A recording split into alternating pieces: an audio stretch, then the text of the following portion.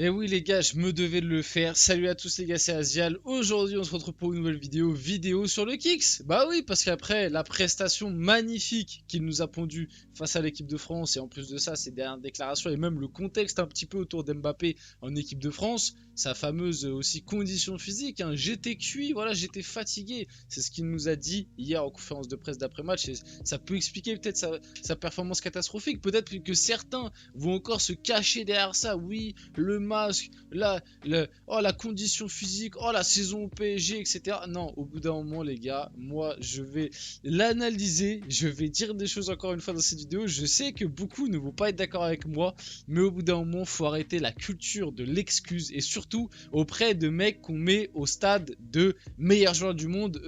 C'est des mecs, Mbappé, c'est un mec qu'on a placé dans la sphère des plus grands. Les plus grands de ce sport. Les plus grands de ce sport.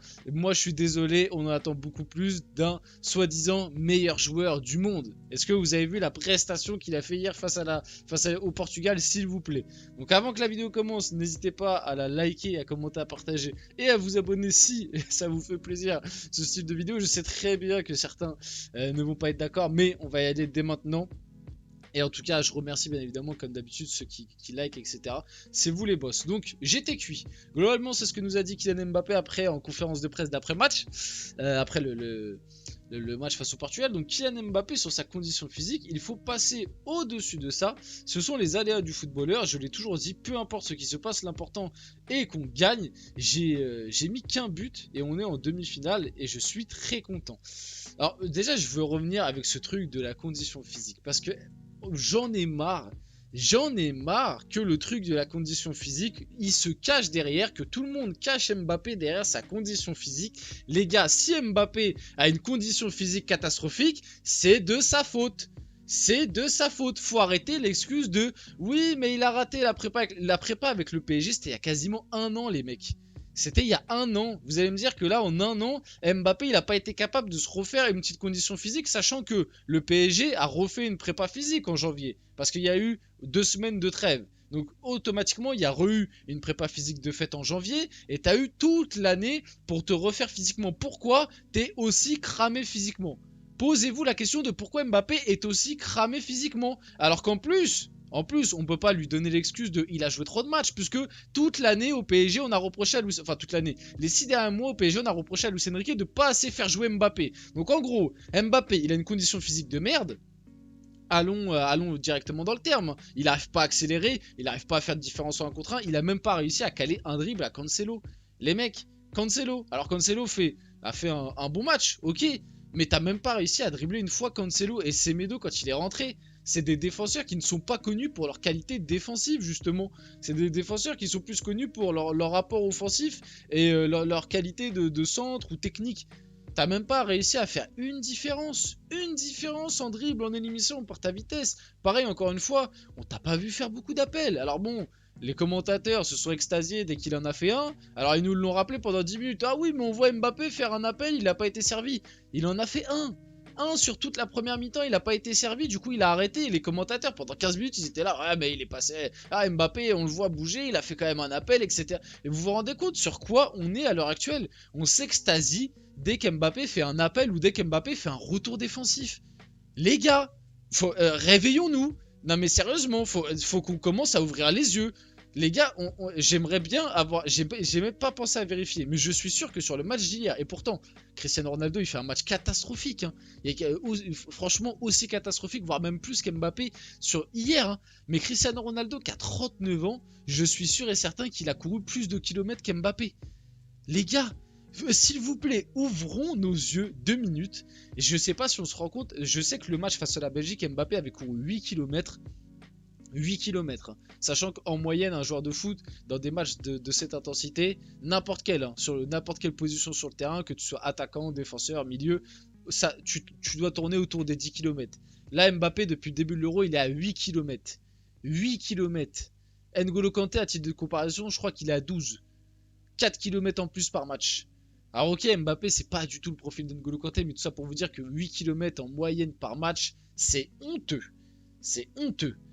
Pour un mec à 25 ans qui est censé être à son prime, que ce soit physique, etc., C'est honteux de aussi peu courir. En fait, Mbappé, il a déjà le comportement et la condition physique d'un mec de 35 ans. Je sais pas si...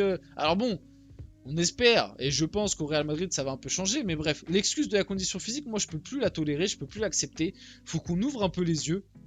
Faut qu'on se rende compte que là, à l'heure actuelle, il est cramé physiquement, alors que il a eu de la fraîcheur parce qu'il n'a pas joué tous les matchs au PSG. Certains vont me dire, oui, mais c'est justement parce qu'il n'a pas joué tous les matchs au PSG que du coup il n'a pas pu enchaîner et qu'il n'est pas en forme physiquement. Cet argument, c'est faux.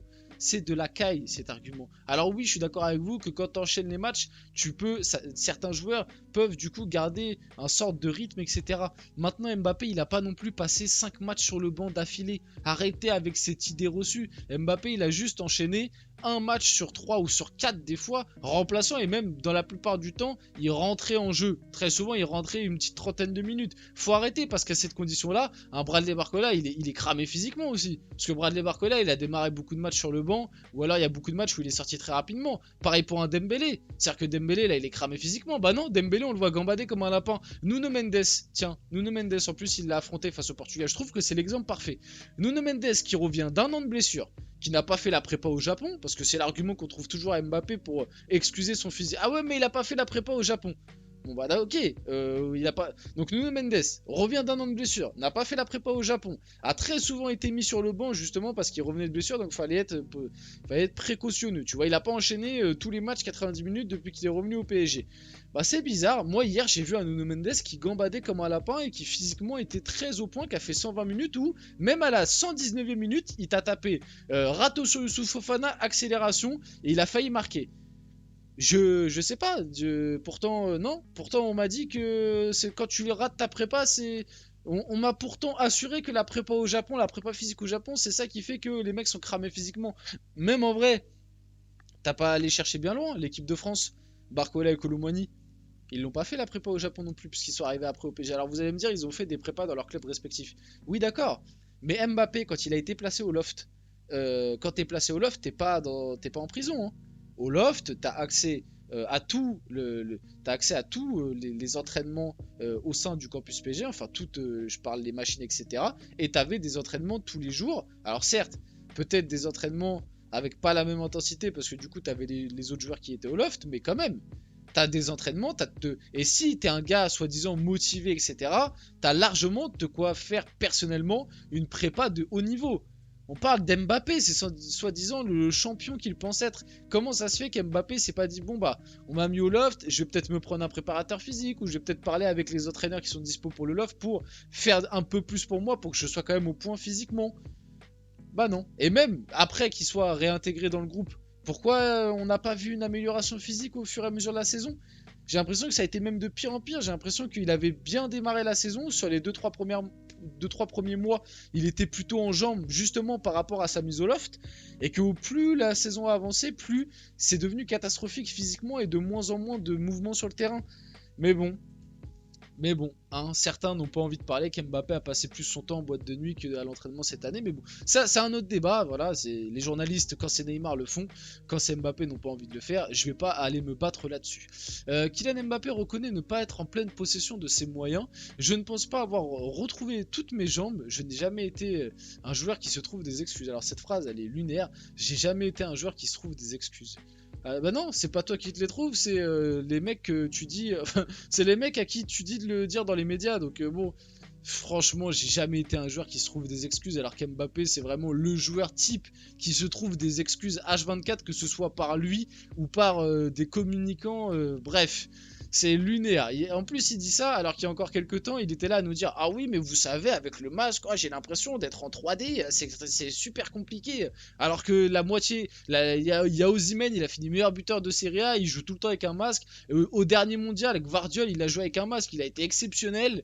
Il y a des mecs dans leur carrière, ils ont joué avec des masques. T'as jamais vu une aussi grosse baisse de performance. T'as vu une petite gêne, mais jamais une aussi grosse baisse de performance. Il y a même Lewandowski qui disait que quand il a porté son masque, il a eu un peu du mal au début, mais qu'après, c'était comme s'il avait pris l'habitude d'y jouer sans. Mais bon, voilà, bref. Kylian Mbappé sur sa sortie.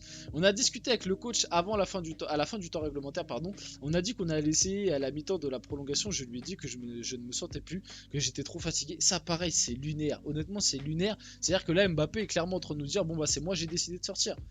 Voilà, on en est là à l'heure actuelle en équipe de France. Et puis ça, voilà, je rajoute et je continue de dire, pour tous ceux qui expliquaient qu'au Real Madrid, ça allait être le Real Madrid, Mbappé, il allait pas arriver, il allait pas faire le chef. Les gars, au PSG, il a fait ce qu'il voulait. Le PSG lui a cédé, ok. En équipe de France, il fait ce qu'il veut. Je vous le dis, ça arrivera tôt ou tard. Et vu comment Florentino Pérez est fan du joueur, ça va arriver tôt ou tard, peut-être pas au début, mais que Real Madrid, il va faire ce qu'il veut au Real. Parce qu'on lui cède tout. Parce que c'est Kylian Mbappé, parce que aussi, il a un talent hors norme. Malheureusement, ça fait quelques années qu'il se fout bien de nous, qu'il n'arrive pas à se remettre en question. Mais voilà, c'est la triste réalité à l'heure actuelle, c'est qu'Mbappé il est sorti parce qu'il avait envie de sortir. Voilà. Donc on va finir la vidéo là-dessus. J'espère que cette vidéo vous a plu. Si c'est le cas, n'hésitez pas à la liker, commenter, partager et vous abonner. Les gars, c'était Azial. On se retrouve très rapidement pour une prochaine vidéo.